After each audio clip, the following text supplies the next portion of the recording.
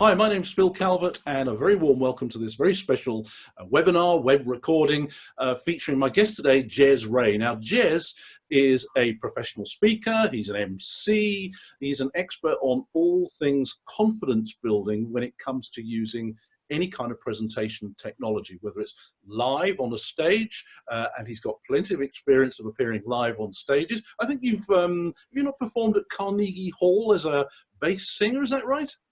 What a beautiful segue. Thank you for that. That was really appreciated. Yes, I stress, as a rank amateur with my local Dorking Choral Society, we got the chance to perform, and I was given a 5-note solo. But it gives me the chance to say I have sung an a cappella solo on the stage at the Carnegie Hall, New York. That is very impressive. Now, I know, just to give people a bit of background, you're based in Dorking, which is my old stomping ground, born and bred there, lived there for many, many years, met my wife in Dorking, so I've got very, very fond memories. Right now, the world is going crazy, the virus is everywhere, and this is one of the reasons we wanted to put this on today, because more and more financial advisors are starting to move online in terms of how they communicate with clients. And it's quite difficult times for a lot of people. The markets have been all over the shop. Advisors are kind of obliged to talk to their clients when the market is going down. Lots of people want reassurance, they want comfort, they want professionalism for their financial advisor. So whilst some are very familiar with the likes of Skype and Zoom, from what I've seen, many financial advisors are really just getting started. So getting to grips with the technology is one thing, but also how do you present yourself and how do you get across the perception that you're calm, you're confident, you've got to come over as reassuring to people. So perhaps we'll explore some of that as we go. First thing I want to ask you, it may sound like an obvious question, but when it comes to communicating and presenting, what are the differences between doing it live in someone's office, face-to-face with a client, or in their home or in your office, and doing it on a screen like we're doing it now? What are the core differences other than the obvious ones? I think the core differences are actually the additional set of skills that you need to use when presenting on a screen like this. Think of it in terms of your customer journey. So I'm an ex-bank manager. I was in financial services for a quarter of a century. My role a while back was looking after high net worth clients. So I'm totally empathetic with you. You probably spent ages with this client. You've built up a really good relationship. Now, when you're chatting to them in the office, in the world as it was previous to now, you would invite them into your best meeting room. They, in turn, would make sure they took you into the front room at their home that would be nicely cleaned and sorted out. The environment, automatically, because of your background and your skills, you would make sure that the environment is correct, it's professional. And here on screen, it is so easy to just accidentally get it wrong. And that's no criticism. You've been on a seminar to understand how to find the buttons on something like Zoom or Microsoft Teams. But what it's so easy to do, and if I may demonstrate to over-egg the pudding, is you can very easily end up with the background of your office behind you, because that's what the camera is picking up. In terms of working with the client, if you have all your papers together, it would be a proper professional conversation. Your pen, if you're like me, nice and neatly in order, serried rows and ranks of pens, nobody moves those out of order. But the reality on Zoom, when you're not used to it, is it's so easy to end up like this with a terrible background, scrabbling around trying to find a button, and understandably forgetting that in order to have that eye-to-eye contact, if you don't look at the webcam directly, rather than looking at the client on screen, it's just all gone to pot. And that's no fault of yours or anybody's. It's just an additional set of skills and of knowledge that we need to acquire when working on a screen like this. Right, that's interesting. Let's talk about the backgrounds, because that's a good place as any to start. I love your background there. That looks like Cornwall to me, something like that. Should advisors try to replicate the office environment? I seem to be replicating a prison environment here, but what do you recommend when it comes to backgrounds? So take a view. What's your strategy with the client that you're trying to meet? You would do this in a professional sense when building a relationship, would you not? You would Google them, you would look them up, you would check them out on LinkedIn, you would understand their personality. If you're like me, meeting a major client, you'd also use a personality profile tool that works out their disc profile, give you a chance to be on the same wavelength as them. What wavelengths are your clients on? So if it's someone that you really get on with, and you know that this is actually, it's standing on the stage, which is a mythical seaside village that I use in the workshops that I deliver, and this has a certain feel to it. What does your client expect from you? What image are you trying to create? Now, it may be when you first start out that you've got no other option than to just make sure your office is really tidy and clean, because that's the limit of the technical ability at that stage. But if you move to green screen technology, which is really, really simple to do and very inexpensive to do, you can now create the environment. So I'm an ex-banker. What I could do right now is create an environment of, oh, we're all being in the banks together. So I took a screenshot of actually the London Institute of Banking and Finance, where I'm still a member. I'm a paid up ACIB from many years ago. And I'm a case study, as it happens, on the website. And if you may recognize that incredibly slim young man presenting there, that's me doing public speaking competitions in about 1981.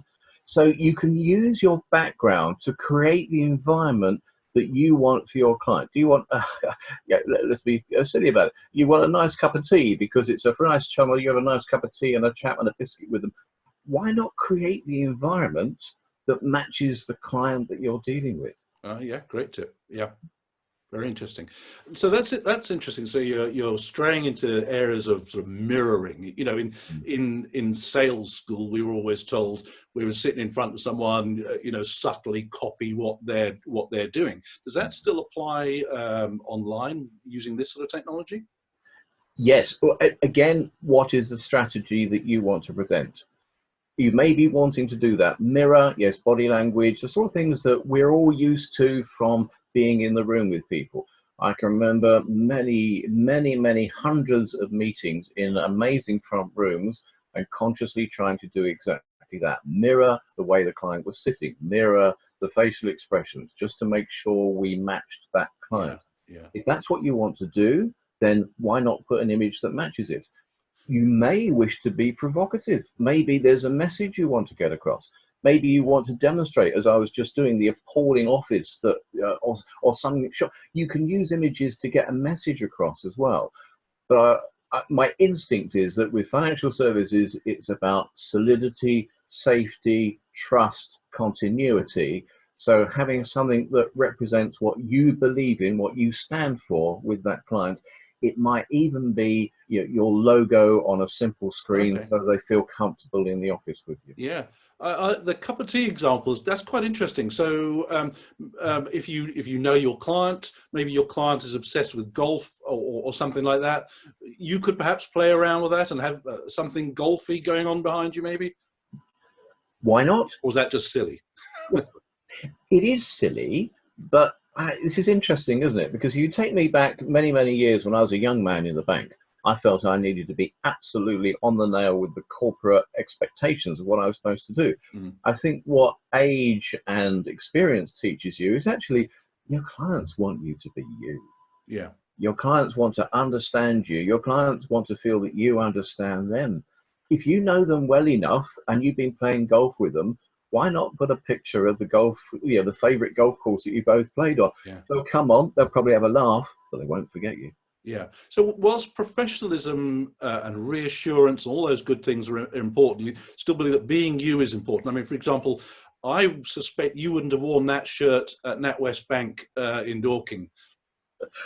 You are so right. I have got a wardrobe full of my financial services shirts, but I made a conscious decision for the business that I am now in, which is about being on stage and seeing the Leith Hill Festival, which is running workshops to actually build your confidence in your speaking performance.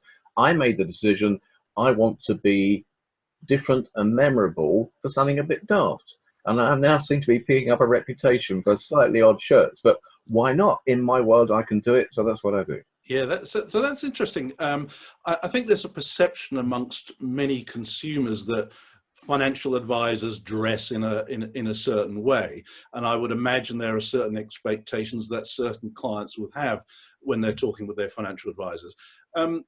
Again, this may be an obvious question. So, when you're using this kind of technology, should advisors be dressing appropriate to the client or to their branding?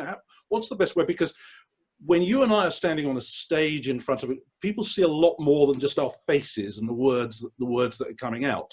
And people draw conclusions about how you present yourself. Now, with this kind of technology, I mean, I could stand a lot further back. You could see a bit more of me. How important is the top half bit? To answer the first question, I think it is matching your dress to the client. So if I was wearing my financial services hat on with an existing client where I've always met them in my suit and tie, then I would make sure that on this call I would be wearing that suit and tie, because that's the norm that the client expects. We've just changed the world dramatically by meeting them online. That's new. Maybe not, they might be used to it, but for most people it would be new, it would be different. You've just changed the environment that you're in. Keeping norms in there for those clients is important. So I would match the dress to the client. Again, it's all about your client. It's all about the person on the other side. To answer your second question, I'm not sure it actually matters. What you probably don't want to do, let's think, you probably don't want to be, so far into the screen that actually all they can see is a disembodied head. And if you hadn't shaved that morning, another silly little point, but it's easy to do. It's easy to miss that. Just be something where you're comfortable. I happen to be sitting in this one, but many sessions, if I'm running a training session online, like you, Philip, I'll be standing because it's the energy that I want to get across. What's the environment that you're in? What's the image you want to project? What's the outcome? And have a strategy for that. Right. So even though the client knows we're working from home now, in the current environment, we should still try and keep the right image going that they would expect. Yes. And as there is so much comment online at the moment, it's also about mindset for yourself in your work. If you turn up for a Zoom interview with a client or a Microsoft Teams interview with a client in a slightly tatty shirt, or even worse, t-shirt and jeans, you are in home mode. You all know this. When you put your suit on, you walk out the door and you walk into the office, you're in work mode. There's psychology for us as well as the people doing the business. Okay, that's interesting. So given that the client can't see all of us, and those subtle body language things are really, really important when we're meeting them face to face in your office or in their home or wherever it happens to be, they can only see a bit of us now. So what advice have you got to people in terms of facial expressions, for example? Absolutely right. What are you presenting on screen? Because when you're concentrating really hard, isn't it very easy? And I cringe when I look back to some of the things I used to do as a bank manager, feeling that I was under pressure to be alpha male, to be presenting with a really serious face, because that was what expected of me. But if I talk to you now with this face and this type of voice, it's it comes across as quite monotone, and it sends you a certain image. Yeah. But think about your voice. We could spend the rest of this day working on voice techniques, which for me comes from donkey's years of singing. One practical one: if you smile, not only is it a human engagement, so when you smile to a group of people, instinctively some of them will smile back at you. And it will be the same when you're online. If you smile, the chances are the person talking to you will probably give you just a little twitch of the lips back. It's fundamental human engagement. But also, and here's something from the world of voice and singing: when you smile, the soft palate at the back of your throat lifts. What it creates is a warmer, engaging, richer sound. If you're doing a podcast or recording, if you put a really Cheshire cat grin on, you create a warm, inviting sound that people want to listen to. Whereas if you go back to the dull corporate voice, it can be a complete turn-off. So thinking about your voice tones and how you come across is quite important here. Okay, that's interesting. And I noticed while you were talking to me, I mean, I tend to use two hands, and that's probably distracting to people. I noticed you're using one hand predominantly as part of your communication with me. Is that something you're doing deliberately, or is that just you?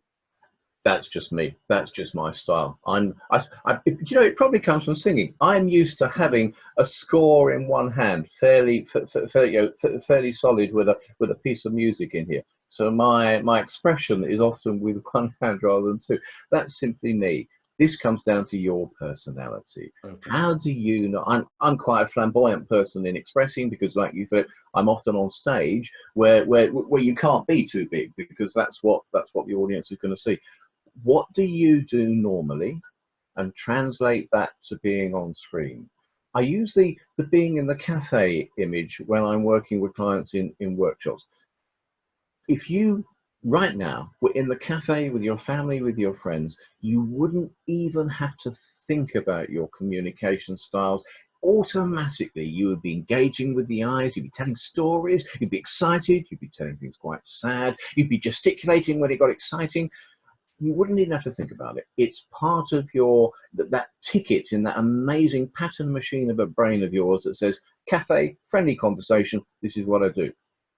Now we're in a new environment, we're on screen.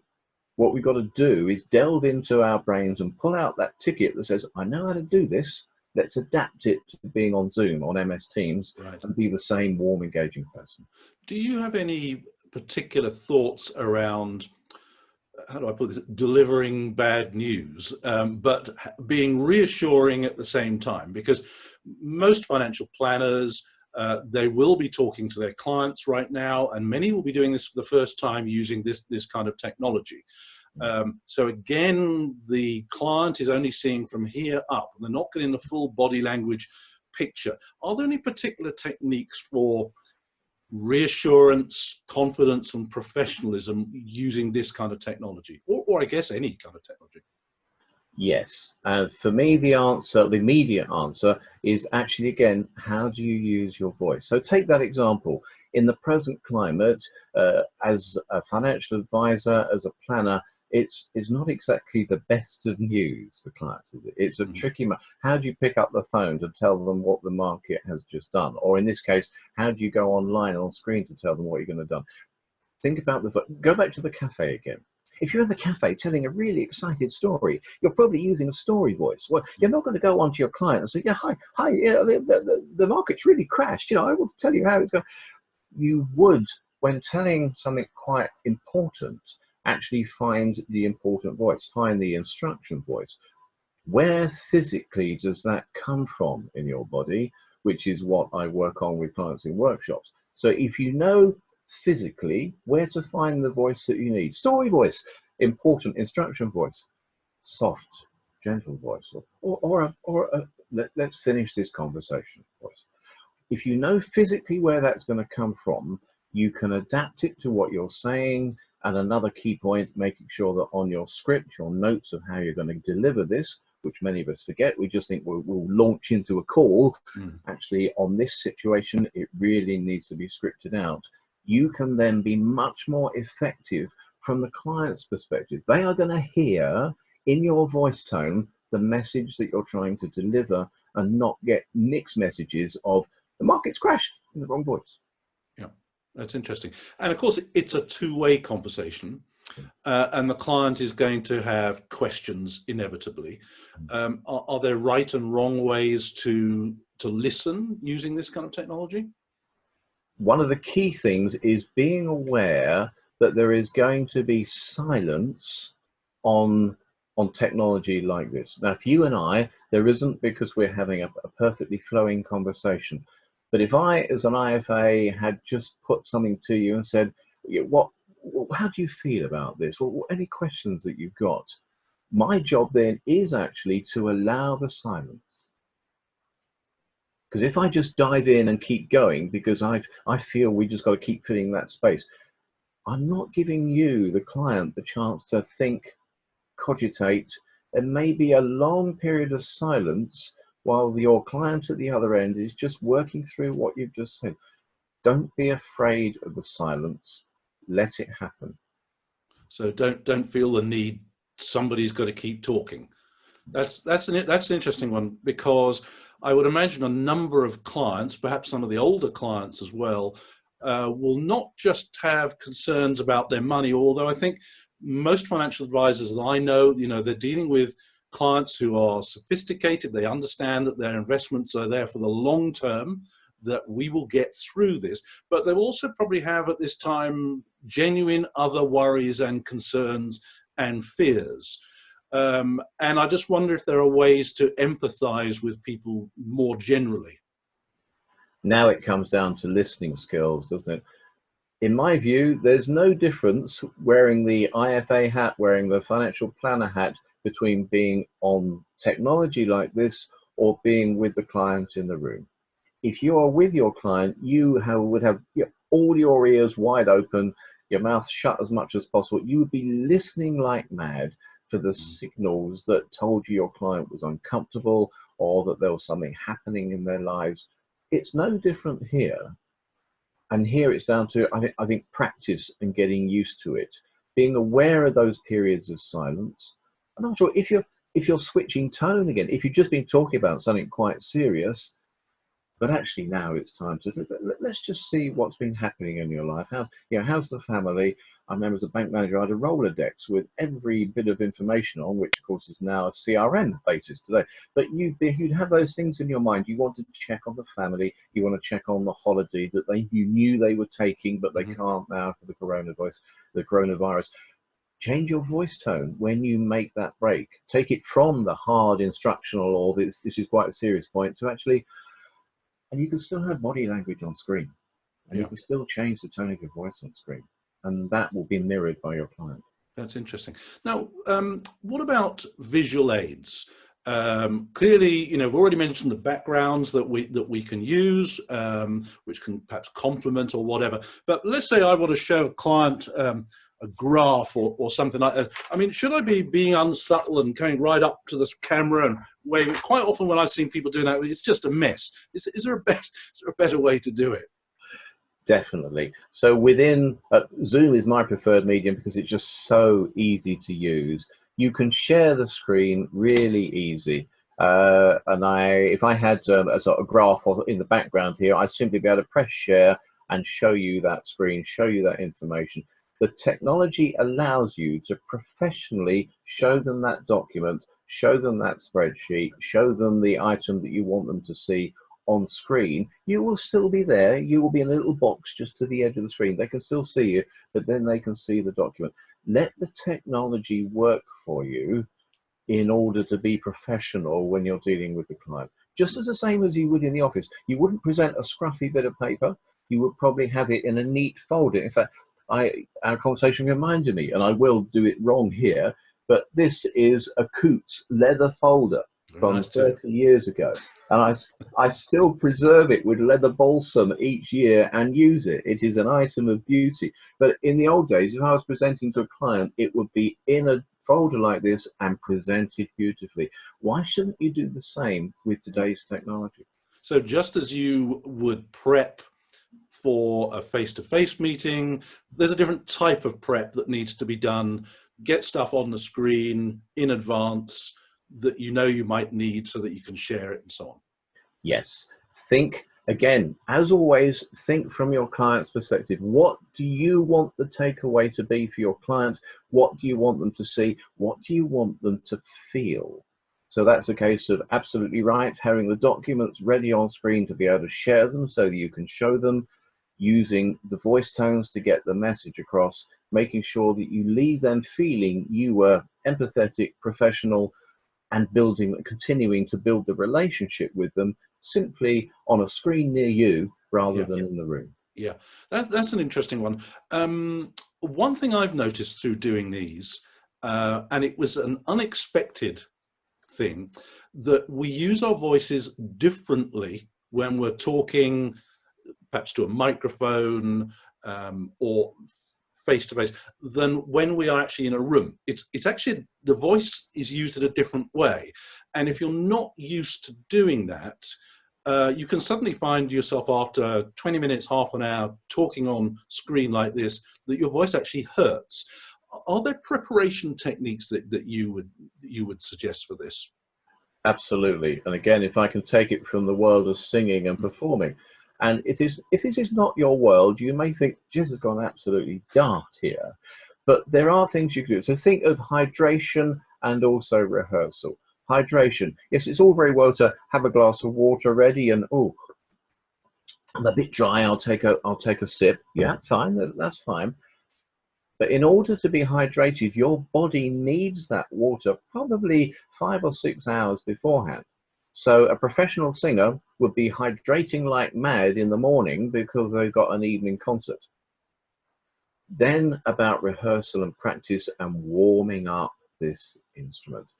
If you go into the green room or the loos of an auditorium when there's a concert going on, you will hear the strangest noises. What I recommend is that you do weird and wonderful things in the car on the way to the client, or in this case, in the bathroom before a little while before you meet them. Again, much more detail on workshops, but you can do things like,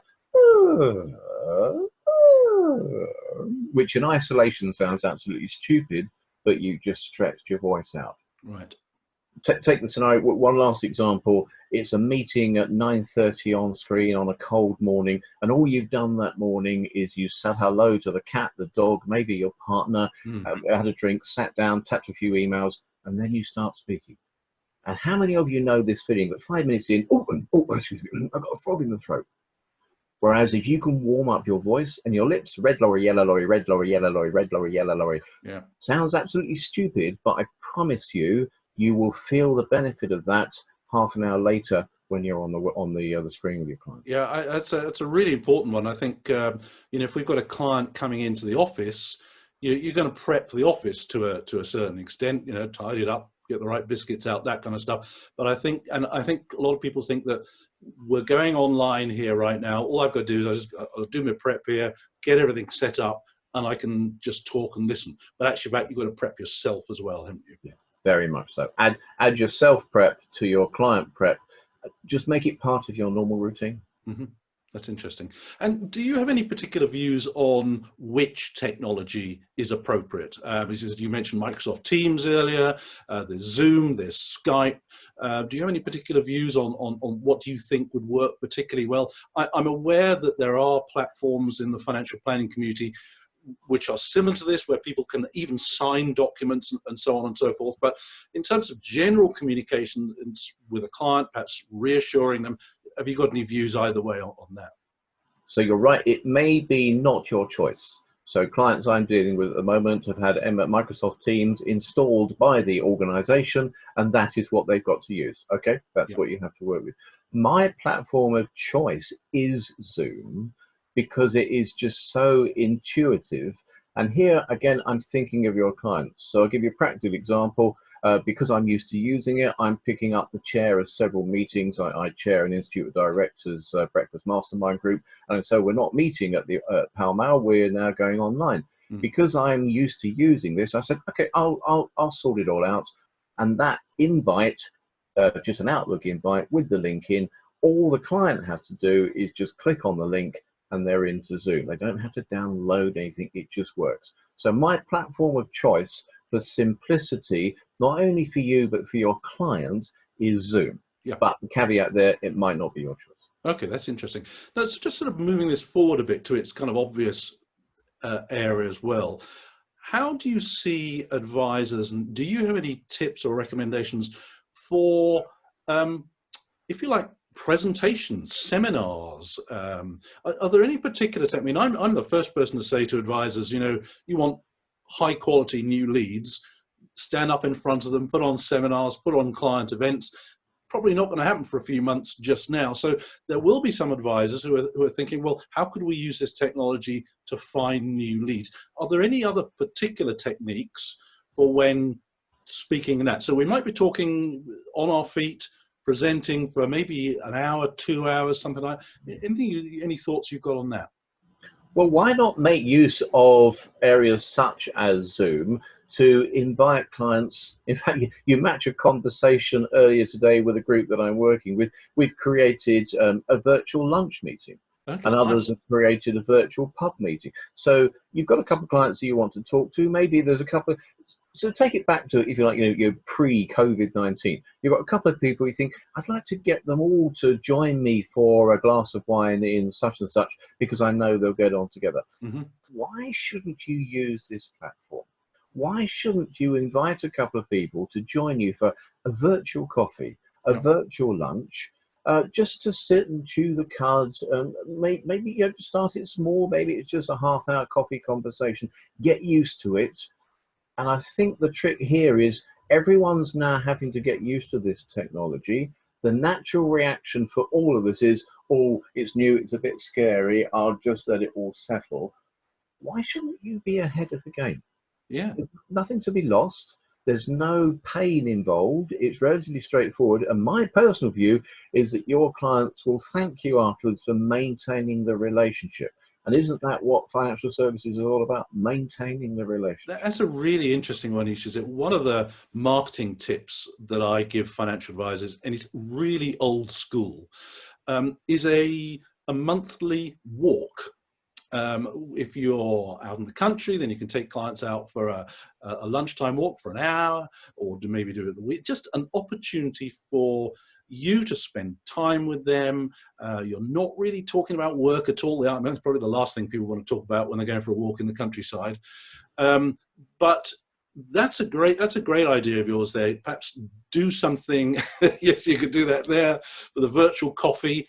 I've seen literally only this week, I saw a lady online saying she's going to do every Friday evening at 5 p.m. She's going to have a little wine club where she's get some of her clients come out, and she will literally have a glass of wine in her hand, and people do it. So communication, I think, is where we're going with this, because a lot of people will not be communicating. We've obviously got the professional communications that we need to do, but I think you're also saying we could use this technique to keep it just general community talk and chat and engagement going. Yes, definitely. And as you've just seen, yes, let's go for that walk on the beach together. Yeah, that's absolutely lovely. Ges, this has been fantastic, and I know we could talk for hours. What we like to do in these interviews is ask our guests if they could perhaps set a little challenge, because it's quite one thing to hear expertise, but to actually put it in place. If you were to set our financial advisor viewers a little challenge, what would that be? I'm going to set you 3 challenges, actually, Blimey, all okay. very, very simple to do, very easy, but just helps demonstrate the practical differences that we've been talking about. So first of all, I'm going to ask you in a quiet moment, just get your mobile phone and just set it to a self-facing camera and just record yourself talking for just 15 seconds. And what I want you to deliberately do is look at the face that you're looking at, i.e. you on screen, and record yourself looking at your face. Stop it, re-record that exact same session, but now deliberately, and obviously on a phone, you have to look slightly to the left, look deliberately at the camera and hold your gaze on the camera and stop recording. Then play those back to yourself and put yourself in your client's shoes. Yeah. Which one would you rather be viewing? That's really interesting. Sorry, totally, because I've been conscious that throughout this, I'm looking at you. The camera is only about an inch above. I mean, now I'm looking at the camera, and I don't know if that feels better to you, but I've been it's a human instinct thing to look at the person. So you're saying perhaps we should be looking at the camera rather than the person. Definitely. Challenge number 2, back to your voice again. I want you to do the same thing. Don't have to be a video this time. It can just be audio. I want you to just take a section from, I was just about to say a newspaper, but that's old school these days. Take a little section of reading, just a 15-second vignette, and just record it with a deadpan, straight, this type of face, and just record that piece, and then re-record it, put on the biggest Cheshire cat grin you can, and keep it as you record, and again play it back to yourself and put yourself in your client's shoes. Which one would you rather be listening to? And then final challenge, again, this is all about from the client's perspective, because this is all about the client. Where's the room that you're going to be doing these Zoom recordings in? Go into that room and actually stand behind the desk. Go the other side of the desk, or maybe up to the window if you're at the window. What is your client actually going to see in that room when they are looking at you? Are they going to see this? Right. Because if that's what the client is going to see, that's the impression you've just given them. Or are they going to have is there a nice scene that you manage to give them that makes them feel warm and cuddly? Always look at it from the client's perspective. So 3 simple challenges that will take you about 5 minutes each and will cost you nothing, but will let you see from the client's perspective almost the Dunning-Kruger effect of thinking, I know how to do this, and then realizing that actually you don't, and there are other techniques that can help you. That's really interesting. Thank you very much. Those are really, really useful. It suddenly made me think of one. Do you have any particular views or thoughts on microphone technique? I mean, I'm standing quite close to my microphone. I hope it's quite clear. But a lot of people are just going to be using their laptops with the built-in microphone. You got any views on what people should be doing there? The best thing to do is practice with what you've got. What I would have said prior to Amazon just saying they're not making any deliveries, and actually every bit of kit disappearing off the shelves so quickly. What I would have said is try and equip yourself with a decent webcam. So I've got a Logitech here that just works. That actually I picked up it was the Black Friday sales, because they knocked it down by about 70%. So I'll grab that one. But you're absolutely right, the quality of the sound. It may be that you can't do anything about it at the moment. So I think there it's just practicing and seeing how the risk is you might go too far away from a microphone that doesn't work very well. It just doesn't come out, you can't be heard. So get used to just practicing with what you've got. And then when the world changes a bit, because the model of using this is going to stay with us, I think, forever, upgrade to a decent microphone to help you. That's really interesting. One of the things that's been coming across to me from you is, I think to a certain extent, a lot of this is going to be about confidence, practicing, doing the exercises that you've just suggested. There's a company I know called BombBomb, BOMB, and they do video email. And the first time you start sending video messages to people in the email, I mean, it differentiates you like nobody's. It's amazing. But the more you do it, the more you become comfortable with it, and clients just absolutely love it. Amazing tool. You hit a key point there. In financial services, we feel this need that it's got to be 101% professional every single time. Of course it has, but if we take the 80-20 rule, if we're close to professional and there's just a touch of personality and warmth in there, your clients will love you for that. Yeah, that absolutely sums it up. Ges, thank you so much for your time today. Really, really appreciate it. I love the backgrounds you've been giving us. I may opt for the teapot option now. I think that's the way forward. So where can people find you if they want to talk to you? The easiest thing to do is actually just Google Ges Ray, Gesray. I'm the only one in the world, so I pop up on about 5 million pages. But in professional terms, let's connect on LinkedIn. My profile on LinkedIn, I try and maintain a good communication there. So just find Ges Ray on LinkedIn. Let's connect and let's message. If what we're talking about interests you, then in the experience section, you'll find I've created a new line about the workshops that I do and a bit.ly link to a nil cost walkthrough.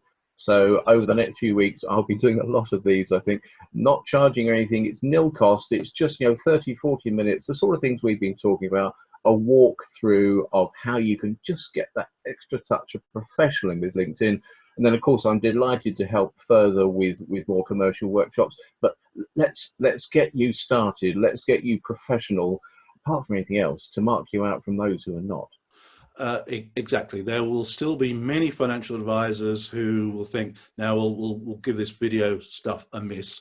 So it certainly will be a differentiator. And I know in these really difficult times that the financial advisors who make the effort to the communications will come through better and stronger. Definitely. Great. So thank you so much for being with me today. I really appreciate it. And thank you to everybody for watching. I hope you found it useful. Thanks a lot.